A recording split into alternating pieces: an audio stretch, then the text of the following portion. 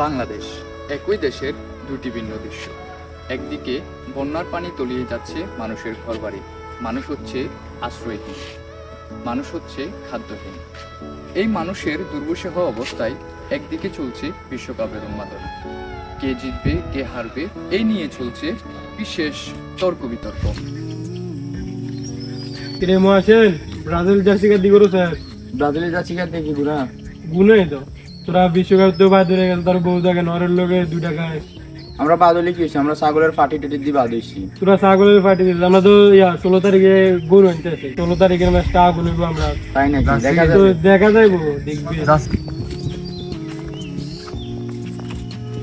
আসসালামু আলাইকুম মামা, ভালো আছেন? ওয়ালাইকুম সালাম, ভালো আছো নি?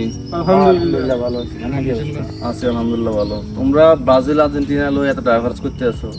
বাংলাদেশের একটা জেলা চট্টগ্রাম জেলা সাতকানিয়া লোহাগড়া উপজেলা পানিতে, বন্যার পানিতে ডুবে যাচ্ছে। তোমাদের ওই টাকা থেকে তাদের পিছনে কিছু টাকা খরচ করো যাতে তারা খাই বাঁচতে পারে। আচ্ছা ঠিক আছে মামা, আমরা বিষয়টা আপনাদের পরে জানাবো। আচ্ছা ঠিক আছে ভাই, সমস্যা নাই। সামনে বলবো তো জানাবে। আচ্ছা ঠিক আছে, সমস্যা নাই, আমরা জানাবো। ঠিক আছে, আমি তোমাদের সিদ্ধান্তের অপেক্ষায় রইলাম। ঠিক আছে।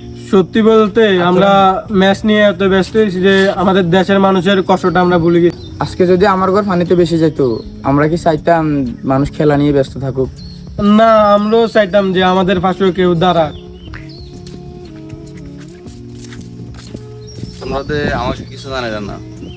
ফুটবল ভালোবাসো, অবশ্যই ভালোবাসো, কিন্তু দেশের মানুষের কান্নার চেয়ে ফুটবল বড় না। চল আমরা খেলার জন্য যে ব্যয়ের পরিকল্পনা করছি এটাই একটু কম করে আমরা অসহায় বন্যা অসহায় মানুষের পাশে দাঁড়াই।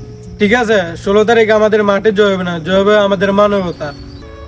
বিশ্বকাপ আসবে, বিশ্বকাপ যাবে, আর্জেন্টিনাও মাঠে খেলবে, ব্রাজিলও মাঠে খেলবে, কিন্তু আজ যদি আমরা মানুষের পাশে না দাঁড়াই, বন্যার্ত মানুষের পাশে না দাঁড়াই, তাহলে এই উল্লাসের কোনো মূল্যই থাকবে না। দেশ আগে, মানবতা আগে। তারপর খেলা।